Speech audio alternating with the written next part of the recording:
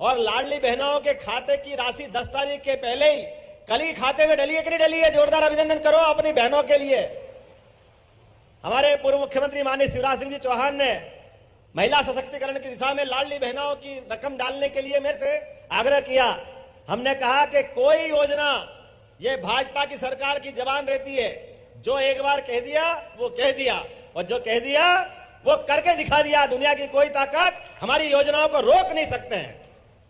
कई सारे कांग्रेस के मित्र कहते हैं अब आप इतना पैसा कहां से लाओगे, कैसे करोगे, क्या करोगे? हमने कहा तुम रोते रहोगे और हमारे लोग काम करते रहेंगे, हम जरा पीछे हटने वाले नहीं है। जिनका काम रोने का वो रोते रहे, उनकी परवाह भी हमको नहीं है। लगातार शासन के हित के जो निर्णय लेना है, एक एक निर्णय आप अंदाज लगा लो। परसों यशस्वी प्रधानमंत्री ने साइबर तहसील के माध्यम से जो हमारे मध्य प्रदेश को सौगात दी है, अरे हमारी जमीन हमारे बाद हमारे बेटे का नाम चढ़ना हो, घर में बंटवारा करना हो, कोई किसी कारण से जमीन बेच दे या कोई खरीद ले तो पटवारी के आगे पीछे घूमो, पटवारी साहब संभालो, पटवारी साहब पकड़ो पकड़ो, नामांतरण कर दो, नामांतरण कर दो। वो नामांतरण करने के नाम पर हम सबको परेशान करते थे। हमने कहा ये नरेंद्र मोदी जी की सरकार है, ये अपनी भाजपा की सरकार है। कानून बदल दिया, अब झटके के साथ इधर रजिस्ट्री कराओ, घर बैठे नामांतरण होकर के ये सौगात हम सबको मिलेगी। ये सारे भ्रष्टाचार के रास्ते बंद करेंगे। जो जनता के हित के फैसले लेना हो, ऐसे किसी फैसले लेने में हमारी सरकार पीछे नहीं हटेगी। लगातार जनहितैषी फैसले लेते लेते एक के बाद एक, अभी हमारे अपने निर्णयों में आपने देखा होगा, अपने इसी धार के अंदर भी पीएम एक्सीलेंस कॉलेज खोला जाएगा, जिसके कारण से हमारे कॉलेज के बच्चे सभी प्रकार के अच्छे कोर्स के साथ पढ़ सकते हैं, उनकी जिंदगी बनेगी। वो नए कोर्स लेकर के अपनी जिंदगी के अंदर बहुत सारे नए आयाम को प्रवेश करा सकते हैं। बोलो पसंद है कि नहीं है? धार में कॉलेज खुलना चाहिए, खुलना चाहिए कि नहीं खुलना चाहिए? इधर से आवाज नहीं आ रही, कॉलेज खुलना चाहिए कि नहीं खुलना चाहिए? तो ताली बजाओ, पीएम एक्सीलेंस कॉलेज धार में भी खोला जाएगा। हमने सबने देखा कोविड के खराब समय में, बहुत खराब समय था, और ऐसे खराब समय में हमको एकमात्र जिंदगी बचाने का रास्ता अगर मिला है तो आयुर्वेद के माध्यम से मिला है। कोविड में काढ़ा पी करके, आयुर्वेद की दवा खा करके अधिकांश लोगों ने, उस समय जब बीमारी का इलाज नहीं मालूम पड़ा था, दवाई मालूम नहीं पड़ी थी, ऐसे में जान बचाने के लिए एलोपैथिक डॉक्टर ने भी काढ़ा पी पी करके अपना इलाज कराया था। और इसी आधार पर मुझे इस बात का गर्व है, यह हमारे वनांचल के क्षेत्र में हमारी सरकार ने तय किया कि हाँ, धार झाबुआ यहां पर भी आयुर्वेदिक कॉलेज खोला जाएगा, आयुर्वेदिक मेडिकल कॉलेज धार में भी खोला जाएगा। ताली वाली बजा करके आनंद के साथ इसकी घोषणा का हम आनंद लें। अपने धार के अंदर ये जो सौगात मिली है, इधर वालों को आनंद नहीं आया लगता है? ताली बजा के बताओ, कॉलेज खोलना चाहिए कि नहीं खोलना चाहिए? उधर से आवाज आनी चाहिए, खोलना चाहिए कि नहीं खोलना चाहिए? पीछे वालों से आवाज आनी चाहिए। धार हो, मांडव हो, आप तो परमात्मा की दया से इतने अच्छे अच्छे स्थान लेके बैठे हो, जिन स्थानों के बलबूते पर अब ना नर्मदा के पानी के आधार पर हमारे जीवन में बदलाव आना चाहिए। तो नर्मदा का पानी चाहिए कि नहीं चाहिए अपने को? उधर से आवाज नहीं आ रही है, किधर से आवाज नहीं आ रही है? तो मांडव उद्वन परियोजना के माध्यम से पूरे धार जिले के अंदर नर्मदा का पानी खेत खेत तक पहुंचाया जाएगा। कोई क्षेत्र खाली नहीं रहेगा। हर क्षेत्र के अंदर नर्मदा के पानी से हमारे किसानों की जिंदगी में बदलाव लाने का निर्णय हमारी सरकार ने किया है। किसी भी हालत में नर्मदा का पानी खेत खेत तक जाएगा। अरे मां नर्मदा का आशीर्वाद हमको मिल रहा है। और ऐसे आनंद के वातावरण में, जब बदलते दौर का समय है, दुनिया में भारत की पहचान एक अलग रूप में जा रही है, ऐसे में हमारे अपने खेतों के अंदर पानी क्यों नहीं मिलना चाहिए?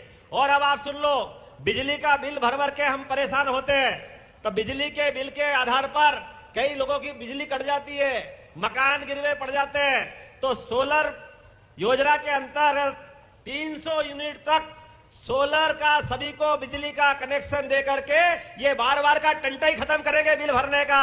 ये बड़ी योजना माननीय प्रधानमंत्री के नेतृत्व में लागू होने वाली है, जिसके आधार पर हमारे गरीब आदमी भी घर में क्यों सुख की रात नहीं काटे, दिन भर मेहनत करके आते हैं जाते हैं, अपने सारे जीवन के सभी कामों के साथ। सक्षम लोग तो सब कर लेते हैं, लेकिन गरीब आदमी क्यों नहीं कर पाएगा?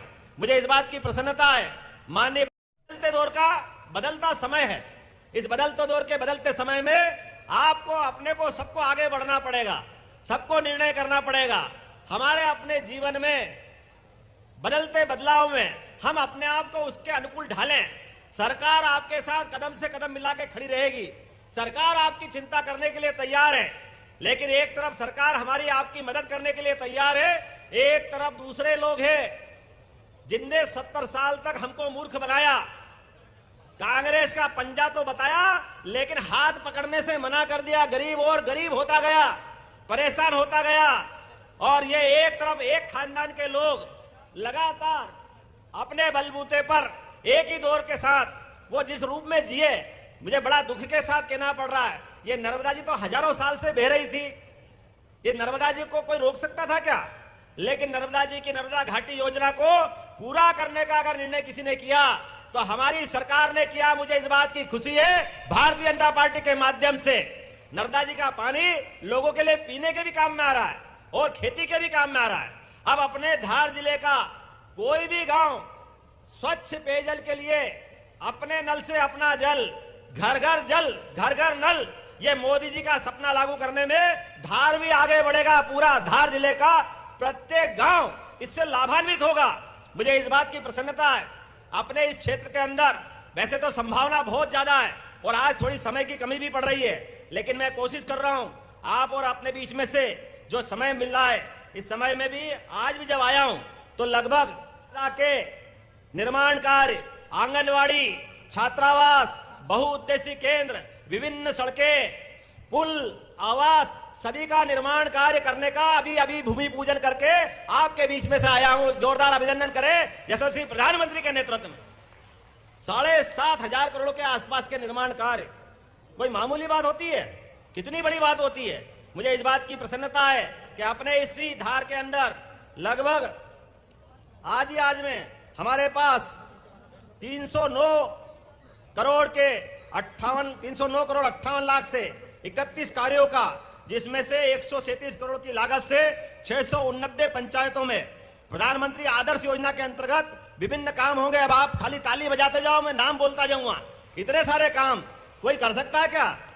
अमृत 2 के माध्यम से 45 करोड़ की लागत से 5 बड़ी बड़ी टंकियां, फिल्टर प्लांट, ये अपने के लिए 11 करोड़ 34 लाख की लागत से सामुदायिक स्वास्थ्य केंद्र, हमने कोविड में हॉस्पिटल की आवश्यकता समझी है, लगभग 11.5 करोड़ की लागत से ये भी हमारे यहां बनाया जा रहा है।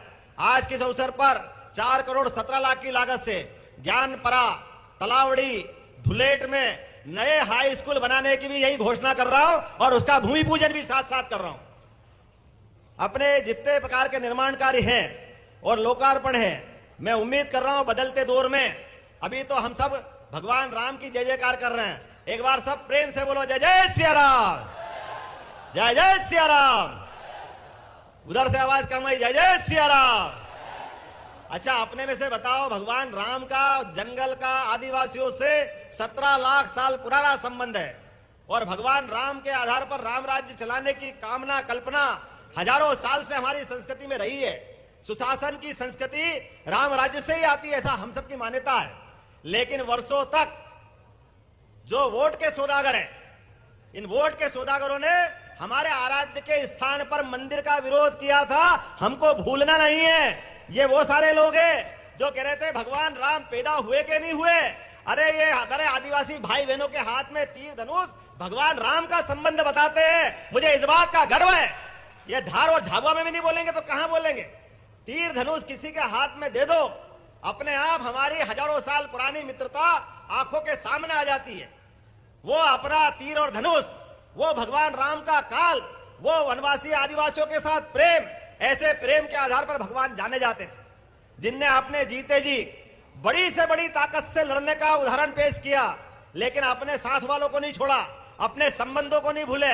लेकिन अपने इस देश में अयोध्या में राम पैदा हुए के नहीं हुए, ये अभागे उसके पहले प्रमाण